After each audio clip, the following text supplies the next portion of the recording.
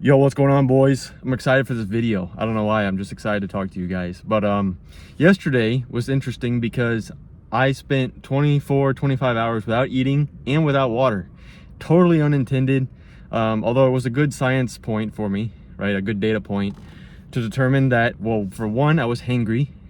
So I was mad and couldn't tell why. I had brain fog, probably due to no water. I was too busy lowering the Camaro, this car. So we lowered it down like a couple inches, but man, this one is a pain, especially the fronts. I don't know if you guys know anything about 4th gen F bodies, but they're not easy. But yeah, so then we come into the gym today and couldn't push as much weight.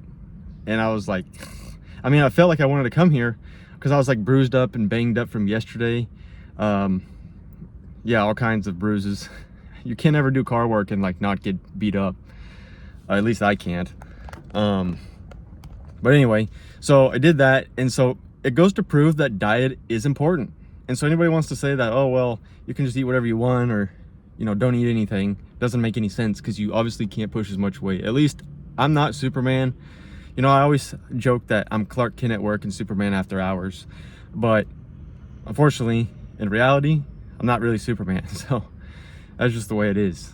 The other thing I want to say was this idea that you can go to the gym and not push it to the limit, not push it to the end. That was one thing that I noticed from one of my buddies who was telling me. He's like, yeah, I didn't even want to come here, I'm just happy I'm here. And I get that, but he oftentimes tells me this, that, oh, I don't know about that last exercise, I should, but I don't feel like it, so I'm just gonna go home. And then when he gets home, he tells me that, man, I feel like trash. I feel like, man, I should have done that last set. Yeah, because it's like everything I've ever said on here, whereas it's destroying and eroding your confidence because you're lying to yourself. You're saying, hey, I'm going to do this thing at the gym, that's why I'm going. And then all of a sudden, I'm just not gonna go. I'm just not gonna do the set. And then you feel bad about it later. That's a perfect example. And so for me, it's like, how do you end that last race? You see the finish line. Do you speed up? Do you slow down? What do you start telling yourself mentally, right? For me, I like to speed up. Okay, if I'm running a couple of miles or whatever, I'll speed up on that last 30 seconds. Okay, I'll get the music going a little higher. Whatever it takes for you to push it to the next limit, because I'll tell you what, if you can make that 1% increase, that's going to apply to your entire life, everywhere. Because you subconsciously are thinking, how can I improve just a little bit better than yesterday? That's it. I'm not looking to go crazy.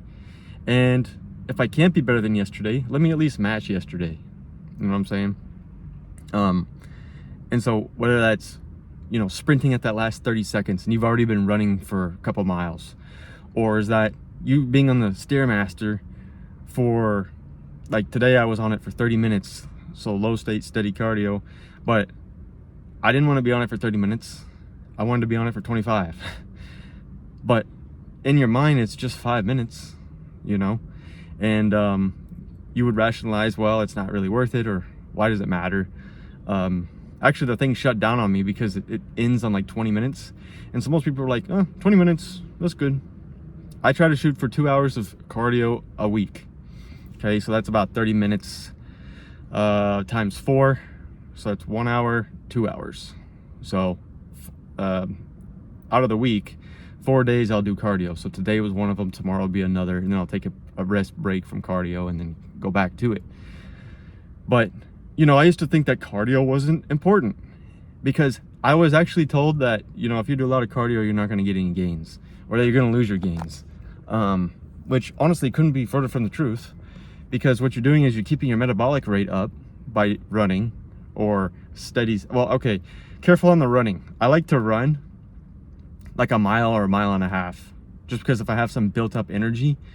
But what you really should be doing is some low steady state incline treadmill, some stairs, something like this, that's gonna work all 3 energy systems and keep that metabolic rate up.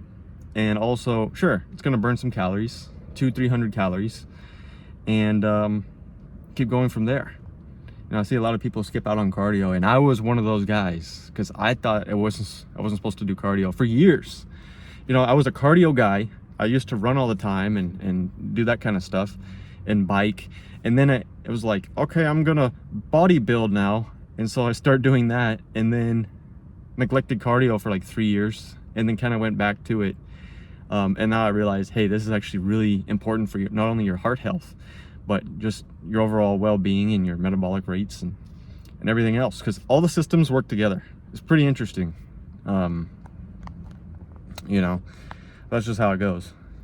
So yeah, I challenge you to see, are you the kind of person that's going to push it to that next level at the very end, or are you somebody who just kind of fizzles out at the end?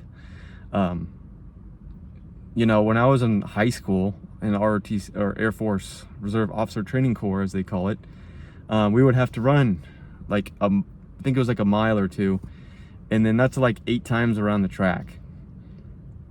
And I remember like being at the lead of the pack and then just always pushing it to the last limit, because I was a runner. You know, I really liked running, enjoying that, although I wasn't someone who could do it like a marathon. I'm not that kind of runner. So you have 2 different types of muscle fibers, type 1 and 2. I'm not going to get all into it, but I was not the endurance type of athlete. So I got a lot of ATP energy, okay, so a lot of explosive power, but I don't have a lot of just endurance power. You know, I can't run like 10 miles, a 6-minute mile, 10 miles. So that's what, an hour for 10 miles. I can't do that. I can run maybe, you know, a 5.5-minute mile, and then I'm toast after that. But hey, that's just the genetics we're dealt, you know what I'm saying? But yeah, I was excited for this video. Today is, well, we're in November already, so it's gonna be daylight savings here pretty soon. So that means it's gonna start getting a lot darker sooner. So I hope you guys are pumped up for that. Holiday season is around the corner. It's nice. I'm gonna be able to get hopefully about 9 days off for Thanksgiving and 17 for Christmas, so that's kind of cool. I was actually supposed to work today, but because of bad weather, don't have to, so that's kind of nice. So that means I have today and tomorrow off to do some stuff. But yeah, man, that's what I wanted to challenge you and talk to you about today. And that diet is important. I mean, I just felt it today, you know, and it's funny because if you start eating right, start eating right. Let's go on diets. Guys, I eat pancakes. I eat all kinds of stuff. Not trash garbage all the time, but it is important to, you know, track those things. And when you track it, you're going to be able to make those gains that you really want.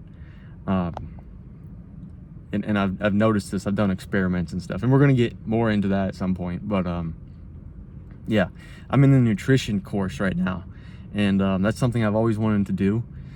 And you know, I just got done with like a 600, no, it was like 700 pages for the physical, well, CPT. Well, basically, it's the certified personal trainer class, and that's just the basics. But I really want to get into the nutrition and how can I play with those numbers and make food taste great again. You know what I'm saying? How can we make food taste good, you know, that we can do both?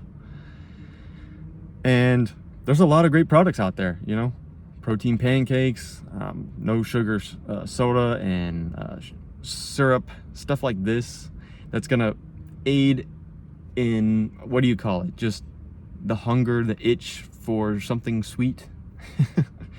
Instead of picking out on IHOP, you can just pick out on protein pancakes. And people, you know, I tell people this and they're like, ew, that sounds nasty. And the thing is our bodies adapt onto what we're eating.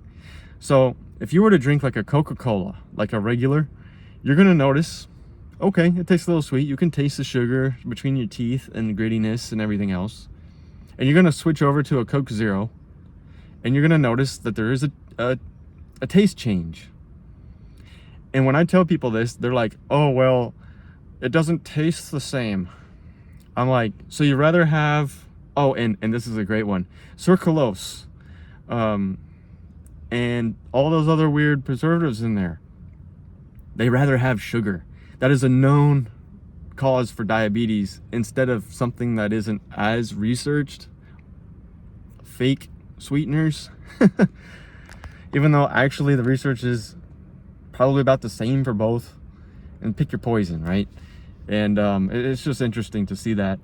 But once you start on that track of, hey, I'm gonna have less calories, like I'd rather eat my calories, guys, than drink them. Like you go to some of these restaurants and it's like, I want a Coke, that's 200 calories, you know? And then you get a refill, that's another 200 calories. It's not like you can just neglect the calories out of the drinks, you know what I'm saying?